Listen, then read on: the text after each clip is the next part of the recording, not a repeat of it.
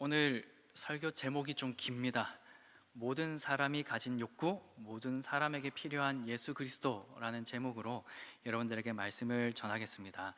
사진을 한 장 가져왔는데요. 혹시 이 사람을 아시는 분이 계실런지 모르겠습니다. 아마 심리학 혹은 교육학을 좀 공부해 보신 분들은 이 사람이 좀 친숙하실 것 같습니다. 나오셨는군요. 저는 아닙니다.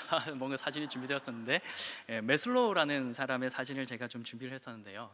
그 사람이 했었던 아주 유명한 이론, 욕구 이론 혹은 욕구 충족 이론이라는 아주 유명한 이론이 있습니다. 단계를 이렇게 나누어 뒀어요. 그래서 생리적 욕구가 채워지면 안전의 욕구를 추구하고, 안전의 욕구가 채워지면 사회적 욕구를 추구합니다. 사회적 욕구가 채워지면 존경의 욕구를, 존경의 욕구가 채워지면 자아 실현의 욕구를 추구한다. 그리고 자아 실현의 욕구까지 충족한 사람은 아무런 불편함과 부족함 없이 행복과 만족을 누리면서 살 것이다. 말 그대로 이론입니다. 그리고 이 이론을 만든 이도 항상 그 단계를 따르는 건 아니지만 어느 정도 좀 일리가 있는 그런 내용입니다. 여러분들은 어느 위치 즈음에 계십니까? 아마도 우리나라에서 살고 계시는 여러분들은 생리적 욕구는 대부분 다 해결이 되실 것 같아요. 안전의 욕구도 어느 정도는 다 충족이 되실 것 같습니다. 저는 아직 존경의 욕구에 대한 갈증이 좀 남아 있습니다. 원래 남성들은 여성들의 존경을 먹고 사는 것 아니겠습니까? 물론 이제 목회자들이 성도님들의 그런 칭찬과 이런 표현들을 받으면 참 기쁩니다. 그리고 사랑을, 정을 주고받는 그런 인사말이 되기도 하지만 아직 저는 성화가 덜 되어서 칭찬을 많이 받으면 가끔씩 교만해지려는 그런 모습들이 보이더라고요.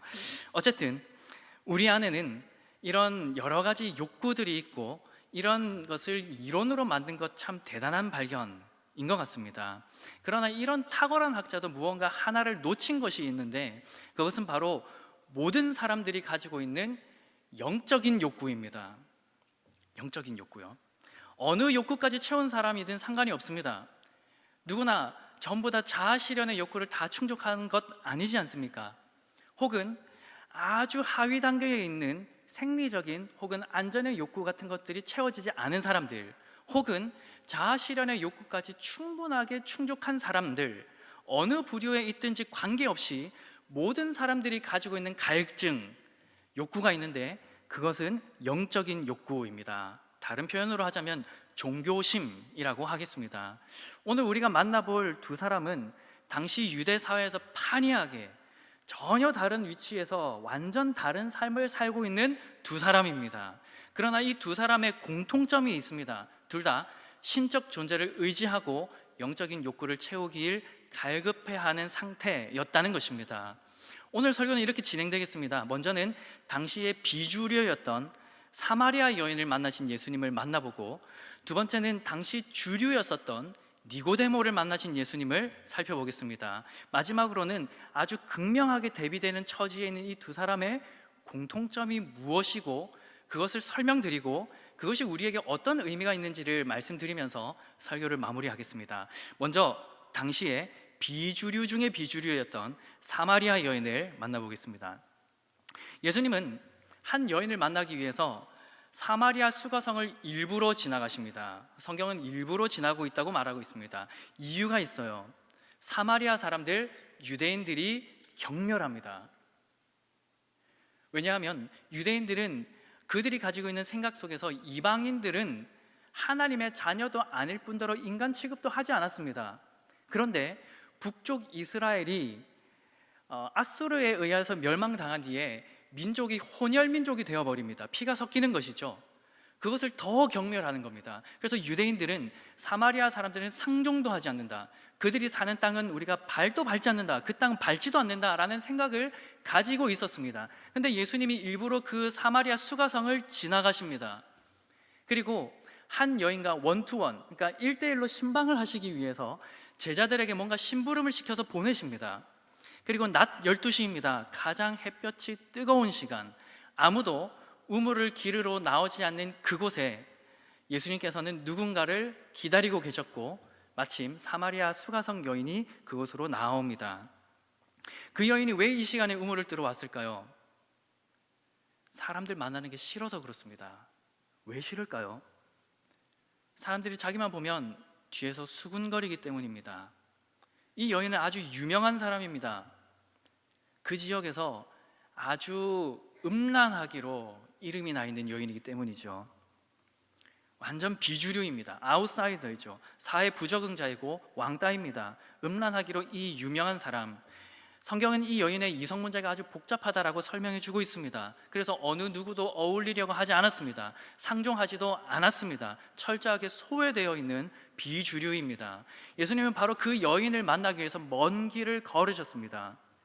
인종의 장벽, 문화의 장벽, 성별의 장벽, 그리고 도덕의 장벽 등 그 모든 장애물을 걷어내시고 그 여인과 만나려고 기다리시는 거죠. 여인이 왔을 때 예수님이 이렇게 말씀하시죠. 나에게 물을 좀 다오라고 말씀하십니다. 그때 이 사마리아 여인이 예수님을 이상하게 쳐다봅니다. 당신은 유대인 남자인데 사마리아 여인은 저에게 지금 물을 달라고 말하십니까? 그러니까 왜 말을 거느냐라는 말을 하고 있는 겁니다. 그랬더니 예수님께서 네가 만일 하나님의 선물을 알았더라면, 요한복음 4장을 읽어 가시다 보면 예수님의 대화법이 조금 뜬금없다라는 느낌을 받으실 수도 있어요. 왜 저에게 말을 거시죠? 라고 했는데, 네가 만일 하나님의 선물을 알았다면, 그리고 너에게 물을 달라 하는 내가 누구인 줄 알았다면 오히려 내가 나에게 물을 달라 했을 것이다. 그리고 나는 너에게 생수를 주었을 것이다 말씀하십니다. 그랬더니 이 여인이 의아해하면서, 아니 이 우물이 얼마나 깊으신 줄 아시냐고. 보통 한 15m에서 30m 정도 됩니다. 이 우물이 얼마나 깊은지 아십니까? 근데 당신은 항아리 하나 없이 어떻게 저에게 물을 주실 수 있다고 말씀하십니까? 라고 질문합니다. 아주 현실적인 질문이죠. 그랬더니 예수님께서 이 우물에 있는 물을 마시는 자들은 다시 목이 마르다. 그러나 내가 주는 물을 마시는 자는 영원히 목마르지 않는다 라는 말씀을 하십니다. 수수께끼 같은 말씀이시죠. 내가 주는 그 물은 속에서 영생하도록 솟아나는 샘물이 된다라는 표현을 하십니다.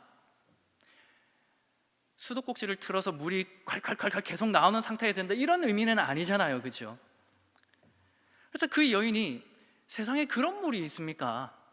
그런 물이 있다면 나에게 주십시오. 물 기르러 안 나와도 되겠네, 뭐 이런 표현이지 않겠습니까? 그랬더니 예수님이 뜬금없이 내 남편을 불러와라 하십니다. 대화의 방향을 잘 잡으셔야 됩니다. 예수님이 확 이렇게 꺾으시잖아요. 여인에게 굉장히 상처가 되는 요구이죠. 왜냐하면 이 여인은 남편이 계속 바뀌었습니다. 5번째 남자가 같이 있습니다. 요즘도 5번째 남편 하면은 기가 찰 노릇인데, 약 2000년 전에 그 보수적인 지역에서 5번째 남편이라니요. 이 여인은 아마도 자신의 이 공허함, 그 욕구를 이성을 통해서 채움받기를 원했던 것 같습니다. 그러나 잘 채워지지 않고 5번째 남자와 지금 살고 있는 중이죠. 예수님께서는 이 여인의 그 핵심을 찌르시는 겁니다. 뭔가 삶에 채워지지 않는 것이 있는데 내 남편을 좀 불러와 봐라 라는 질문을 통해서 우회하지 않고 이제는 직진하려 하시는 겁니다. 그의 육적인 목마름이 아닌 근원적인 목마름을 해결해 주시려는 것이고, 그것을 확인시켜 주시는 것이죠. 그래서 나에게는 남편이 없습니다 라고 했더니 네 말이 옳다 라면서 이 여인의 과거를 맞추어 버리십니다. 그때 이 여인이 예수님을 보는 눈이 달라집니다. 이전에는 어라, 이상한 유대인 남자네 라고 생각했는데 가만 보니 이 사람 선지자구나 라고 생각합니다. 그러면서 예수님을 선지자로 알게 된 그 직후 가장 먼저 한 질문이 공교롭게도 굉장히 종교적인 질문입니다. 이 여인의 질문은 그렇죠. 이 산에서 예배하는 것과 저 산에서 예배하는 것 중에 어떤 예배가 참된 예배입니까? 라는 질문을 하는 겁니다.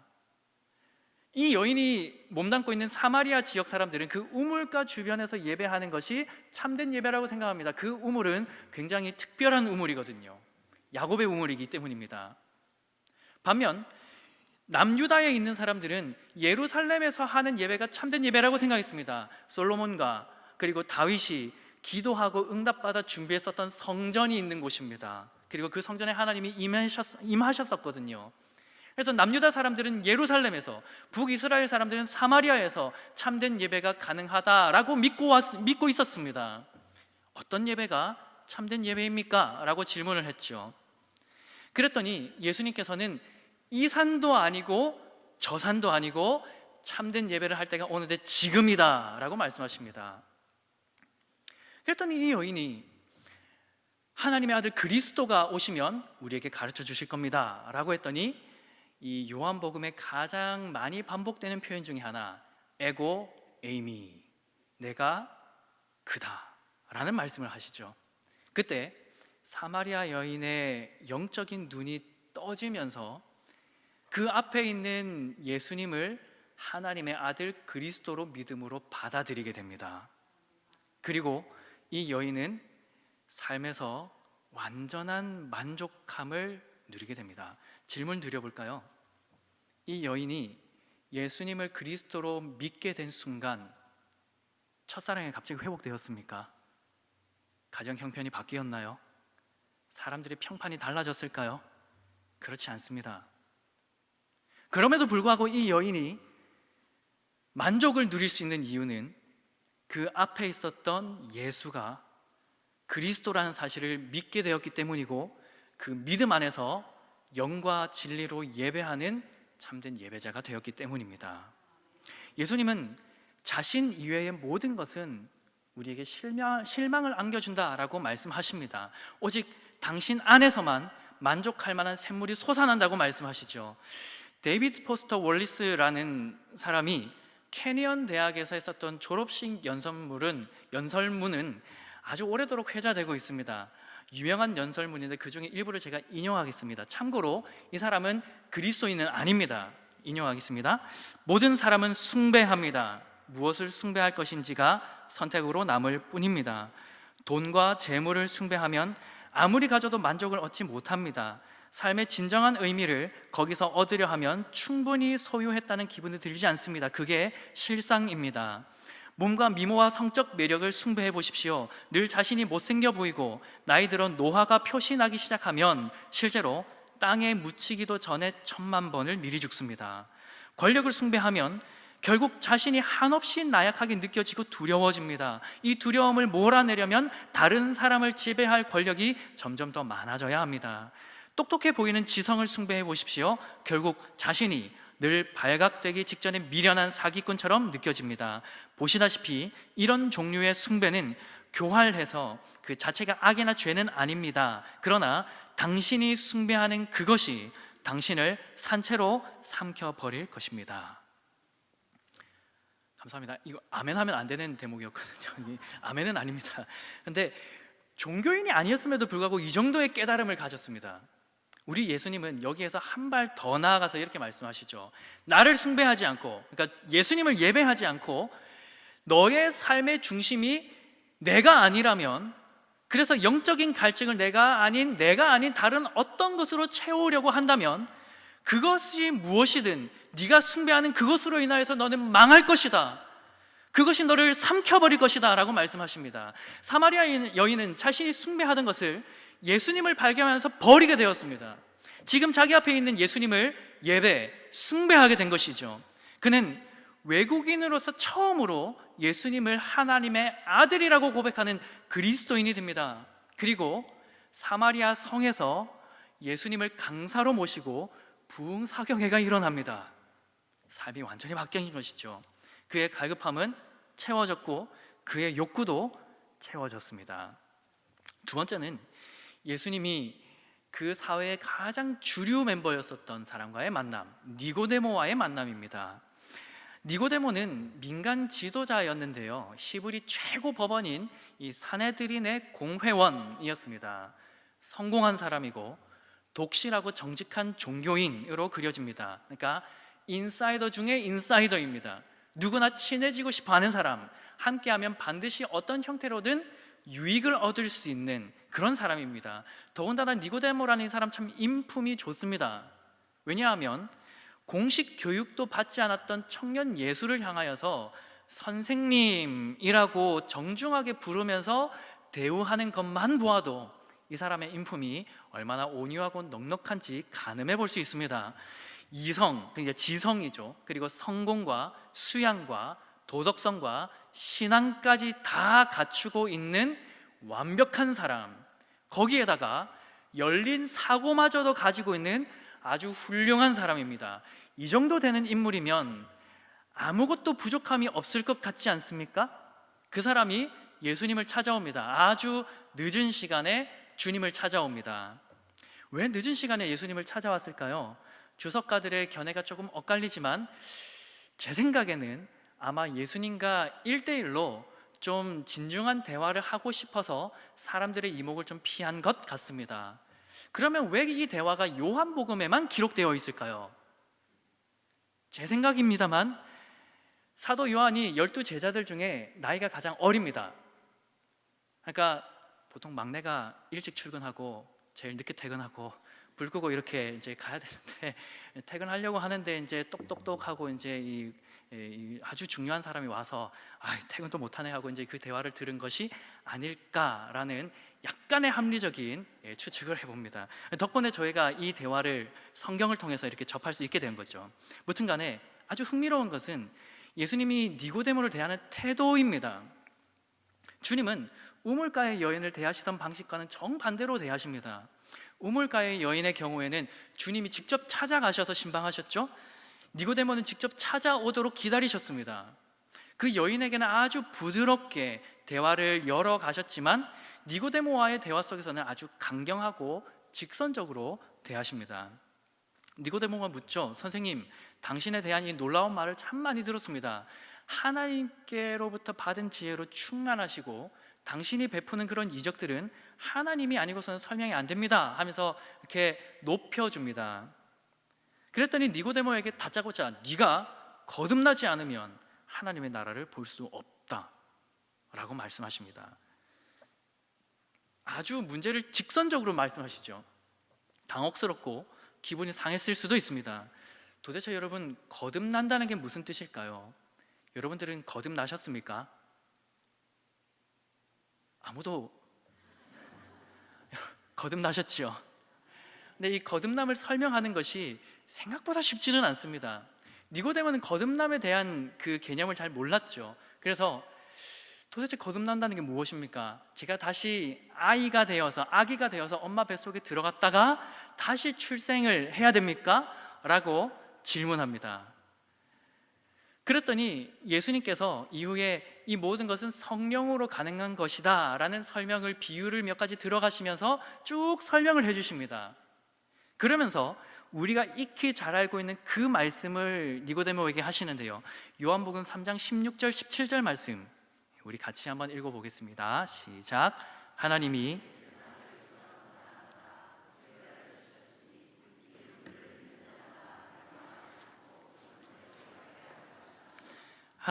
그 아들을 세상에 보내신 것은 세상을 심판하려 하심이 아니요 그로 말미암아 세상이 구원을 받게 하려 하심이라. 아멘. 대단히 죄송하지만 여러분들 모두는 죄인이었습니다. 그리고 여러분들의 실존을 보실 때에는 그 죄와 관련 없습니다, 나는 죄에서 완전히 자유롭습니다 라고 말할 수 있는 분은 아마도 한 분도 안 계실 겁니다. 여기서 표현하고 있는 이 죄인이라는 표현은 우리가 뭔가를 대단히 잘못하여서 쇠고랑 차고 경찰서로 끌려가야 되는 정도는 아니지만 우리의 마음속에, 우리의 은연중에 나타나는 말과 눈빛과 행동들 속에, 그리고 우리의 태생부터 있었던 그 죄가 우리로 하여금 올무가 된다는 의미입니다. 그 죄는 우리 스스로 벗을 수 없고 우리 스스로 해결할 수 없죠. 그래서 하나님은 그 죄 문제를 해결하기 위해 예수 그리스도를 우리에게 보내주시고 그 그리스도로 말미암아 죄에서 자유할 수 있는 유일한 하나의 길을 열어주셨습니다. 그 세상을 사랑하신 하나님께서 우리에게 보내주신 예수 그리스도가 아니고서는 우리가 도저히 거듭날 수 없고 도저히 구원받을 수 없는 구제불능의 상태였다라고 성경은 우리에게 가르칩니다. 그 사실을 지금 니고데모에게 설명해 주신 것이죠. 그리고 니고데모는 그 말씀을 듣는 중에 하나님께서 주신 성령님이 주신 믿음이라는 것을 선물로 받고 그리스도를 나의 구주로 영접하게 됩니다. 딱 하나 채워지지 않는 그 갈증이 그리스도를 만남으로 채워지는 것이죠. 사랑하는 여러분, 우리도 모두 동일합니다. 우리 모두는 영적인 욕구, 즉 종교심이라는 것을 가지고 있습니다. 신을 의지하고픈 마음이 있다는 것이죠. 누구에게나 있습니다. 혹 여러분들 가운데 사마리아 여인과 같이 삶이 공고하고 불편하고 많은 고민과 고난 속에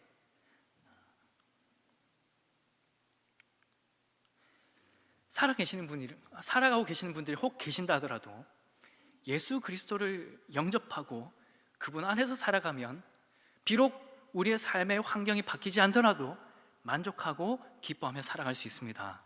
혹 여러분들 가운데 니고데모와 같이 여러분들의 삶의 영역에서 아주 탁월함을 나타내시고 또 사회적으로나 세상적으로나 명망이 있고 또 교회 안에서 아주 중요한 어떤 직분을 가지고 계시지만 뭔가 공허함을 가지고 계시는 분이 계시다면 예수 그리스도 안에서 그 공허함을 채울 수 있음을 성경을 통해 확인하시길 바랍니다.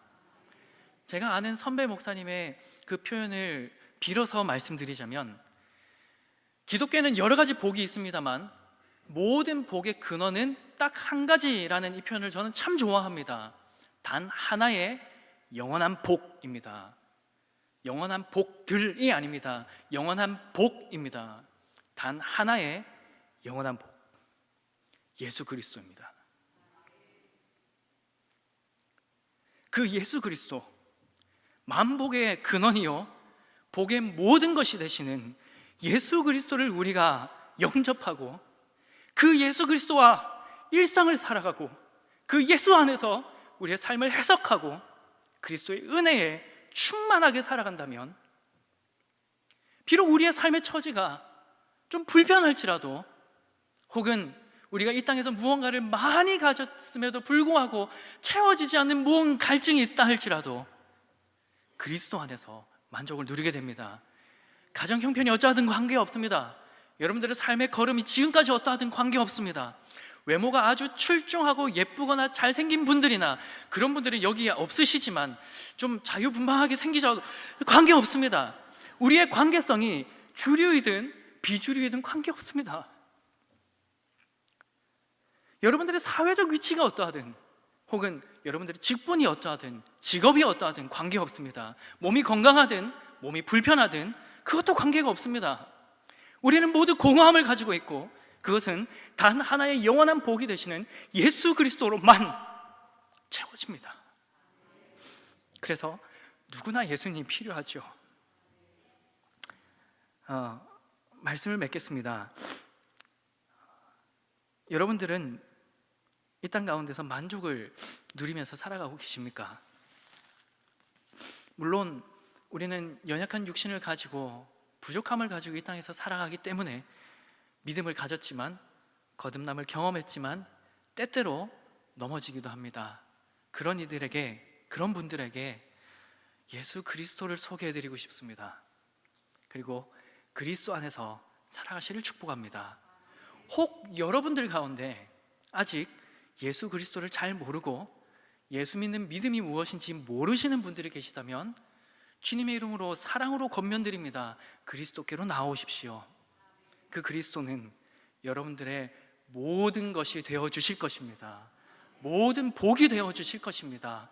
비록 내가 이 땅에서 더 가지고 더 누리고 싶은 것들이 채워지지 않는다 할지라도 그리스도로 말미암아 만족을 누리게 되실 것입니다. 우리가 무엇을 어떻게 해야 그리스도를 얻게 될까요? 우리가 탁월한 사람이 되면 채워지겠습니까? 오해하지 마시고 들으셔야 되는데요, 우리의 이 종교적인 갈증은 우리의 종교적 열정으로 채워지는 것도 아닙니다. 가령 매주일 예배를 참석하고 매일 새벽을 깨우고 또 기도회나 공식적인 모임을 열심히 출석한다 해도 우리가 그리스도를 믿지 않는다면 우리의 종교적 열심도 공허해질 따름입니다. 모든 사람에게 그리스도가 필요하죠. 단 하나의 영원한 복 되신 예수 그리스도가 여러분들의 삶의 주인이 될 수 있기를 축복합니다. 그리스도에 나오십시오. 예수님을 믿으십시오. 그리고 그 믿음 안에서 마음과 뜻과 힘을 다하여 예수님을 사랑하십시오.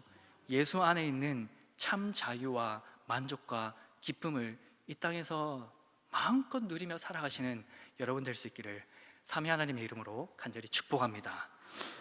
우리